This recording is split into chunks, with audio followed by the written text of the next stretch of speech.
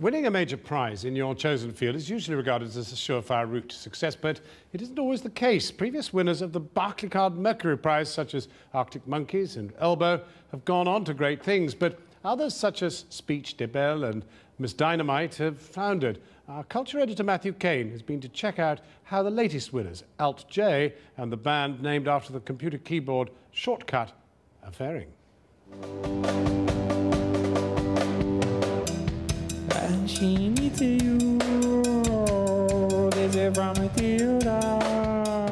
They're one of the biggest breakthrough acts of 2012, but they couldn't be more different from the manufactured pop of One Direction. Alt J won this year's Mercury Prize for their debut album, An Awesome Wave. Over brunch in South London, I asked how they felt about the increased attention.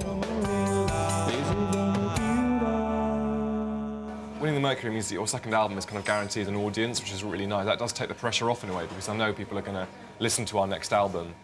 But having said that, they'll also be judging it very harshly because of winning the Mercury with your first album, so it kind of works both ways, really. A lot of people think that bands and artists lose their dignity when they start to play to a larger audience, but I really don't agree with that at all. I think my attitude is I'd just love to reach as many people as possible. Do you know where the walkings go? They go on to take your name. So in that case then, if your second album sells twice as many copies as your first, and people accuse you of selling out, how will you feel about that?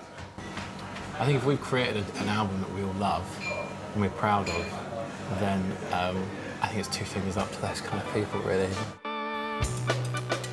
The four members of Alt J met while studying at Leeds University, while keyboardist Gus read English literature, Gwyl, Joe and Tom read fine art. We took them to visit the latest exhibition by Anthony Gormley. Are you boys fans of Anthony Gormley?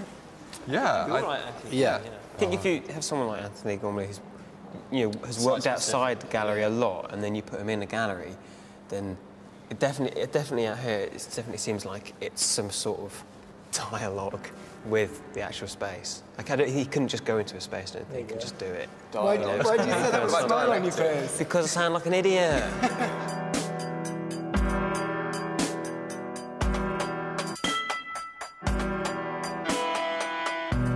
By chunks of me, you're a shark and I'm swimming. Interesting that you have this background in the visual arts, but you don't put yourselves in your videos. Is this kind of counterintuitive? I don't really want to see another music video of someone playing guitar, looking at a camera, or wandering around singing to a camera. Yeah. As a piece of film, it's probably more exciting to exclude the band in music videos. I think it actually works for us in the sense, because it's not counterintuitive, because it kind of actually pushes this idea of the mystery of the band to a certain extent. Do you guys get recognised in the street much?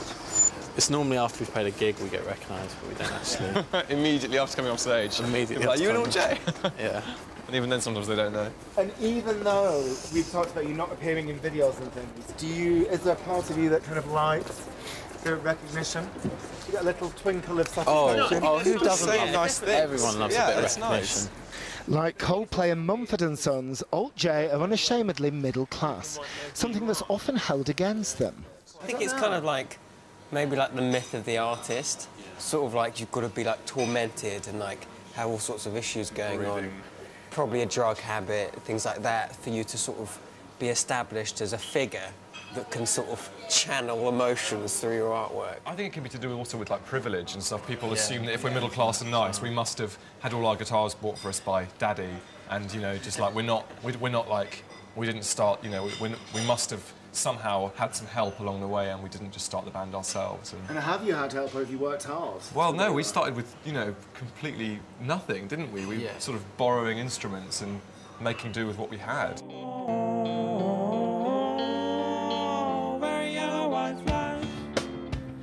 5 years and one Mercury Prize later, Alt J are filming a TV show at Abbey Road, the legendary studios made famous by the Beatles.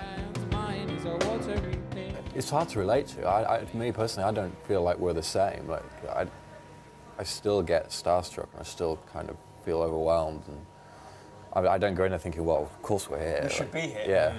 So do you still feel imposter syndrome now, even though you've won the Mercury Prize? I think it's gone away a little bit. It's a good way of putting it, though, imposter syndrome. Yeah, I like that is that. good. I haven't Yeah, heard it I've phrased heard like that that before. Yeah, it's gone away. But I think after winning the Mercury, it definitely went away a bit. We were like, OK, I guess we can now consider ourselves probably an established band to a certain extent. Alt J plan to tour until next summer and then play festivals before returning to the studio to record that all-important second album. By which stage they might just have stopped feeling like imposters. She makes the sound the sea makes, knee deep in the North Sea. How could I have got that wrong? Of course, it's Alt J. Matthew Kane, too.